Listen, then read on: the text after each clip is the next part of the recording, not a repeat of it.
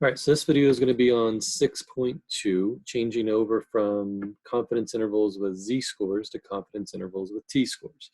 Now, good news for you is that almost everything is the same, just with some small differences, right?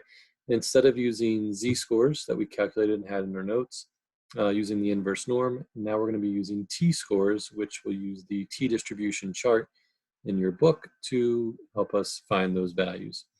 So let's go through some of the PowerPoint, and then I'll do maybe a problem or two just to kind of show you how it works.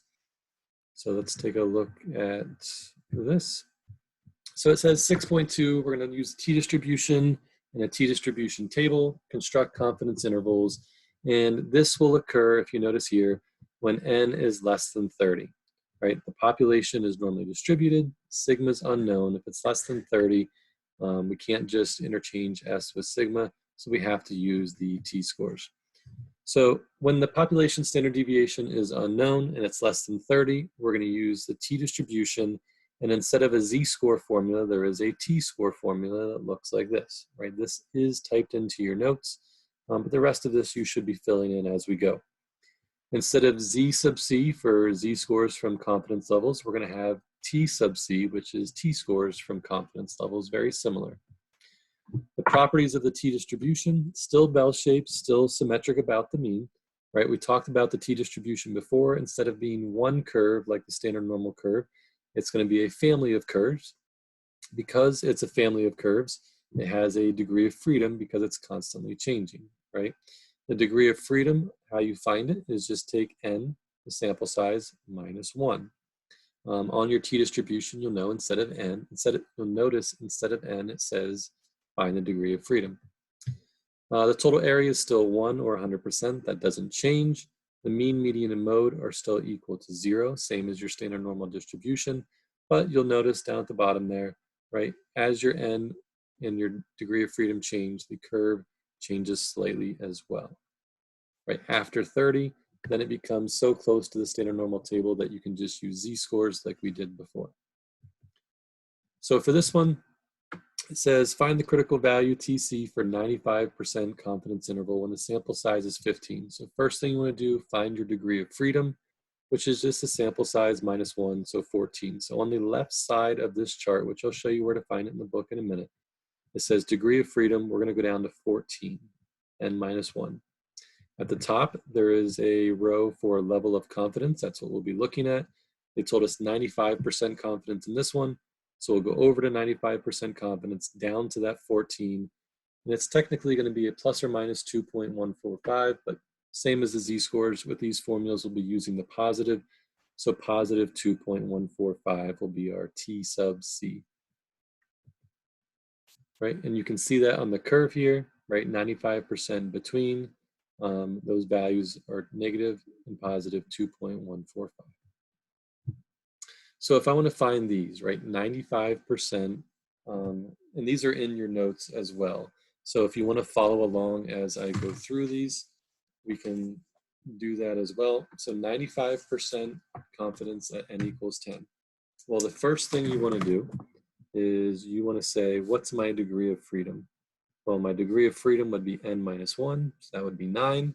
For the second one, it's 90% with an n of 16, which the degree of freedom would be 15. And the third one, 99%, if n is 5, the degree of freedom is 4. So what we have to do from there is go to the chart and actually look up our degree of freedom. So let's switch over to my book. We'll go to the book view here. Now you can either use the online book, I can send a picture in the group chat, or you can always just look up Tdistribution Chart on the internet. So if we look at my table here, this is on page A18, right? Page A18 in the back of the book, there's this Tdistribution Chart. And like I said, you'll notice on this left-hand column, these are the degrees of freedom. And then it goes across, we'll be using this top row, level of confidence. Now you'll notice that obviously not all of the level of confidence are listed, just the main ones that are used the most often, right? We have that 90, 95, 99, and they also added in 80 and 98. So because that's not all of the options, there has to be some either other chart or a calculator shortcut. And I'll show you the calculator shortcut here in a few days. For now, we'll be sticking to just numbers that are on this chart. So if you're following along in the notes still, that example that we just talked about, the first one was 95% confidence with a degree of freedom of 9. So if I go 95% confidence, degree of freedom of 9, that's down here to 2.262. So that should be my T sub C, 2.262. For the second problem, it was 90%, so I'll go over to 90%. The degree of freedom was 15, so I'll come down here to 15, which looks like 1.753. So that is my Z or T sub C for that one. The third one was 99%, and the degree of freedom was 4, so that's 4.604 for that TC, right? That TC, T sub C, you'll be using in a formula for margin of error, just like we did Z-scores, right? The Z-score is essentially going to be replaced with a T-score, and those T-scores come from this chart, page A18. Here it is, or like I said, you can look it up online. The T-chart should be the same everywhere. So let's go back to our PowerPoint. So you should have these filled in your notes now. So from that, right, like I told you, margin of error, almost the same as with the Z-scores. For margin of error with Z-scores, it was Z sub C times the standard deviation sigma over the square root of n. For now, because we don't know sigma, it's going to be T sub C times the standard deviation S, the sample standard deviation over the square root of n. So essentially the same idea. You're taking some value, right, instead of a Z-score, it's a T-score, and then multiplying it over by an S and the square root of n. So let me show you, I guess, what that looks like. I guess I need to share my screen. So let's go like this. And here's that PowerPoint again. And here's that formula, right? So E equals T sub C times S over the square root of n. And then once you find the margin of error, you're going to be doing the same thing. You add it to your X bar, you subtract it from your X bar, reading this interval here, right? Still having mu in the middle that we're trying to find. Here's our steps to go through. It says, first thing we want to do, identify the sample size, N, X bar, and S, right? Usually they will give you N, X bar, and S. If they don't, right, we do have those formulas, but like we said, we can always use that one var stats on the calculator to avoid that. But for the ones I give you, they will give you those values, so you can just write them down and move on. Step 2, degree of freedom. Just take your sample size -1 and -1.